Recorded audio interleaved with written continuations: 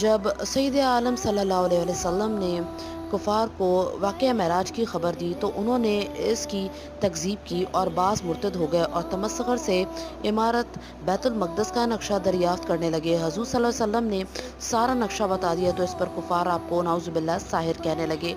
यानी दरख्त ज़क़ूम जो जहन्नुम में पैदा होता है इसको सबब आज़माइश बना दिया।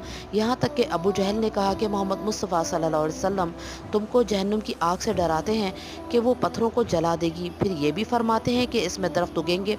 आग में दरख्त कहाँ रह सकता है? इस कादिर मुख्तार की कुदरत से आग में दरख्त पैदा करना कुछ बईद नहीं। समदल एक कीड़ा होता है जो आग में पैदा होता है, आग ही में रहता है। इसके ऊन की तौलिया बनाई जाती थी जो मैली हो जाने पर आग में डालकर साफ कर ली जाती, जलती ना थी और मुर्ख अंगारे खा जाता है। अल्लाह की कुदरत से आग में दरख्त पैदा करना क्या बईद है।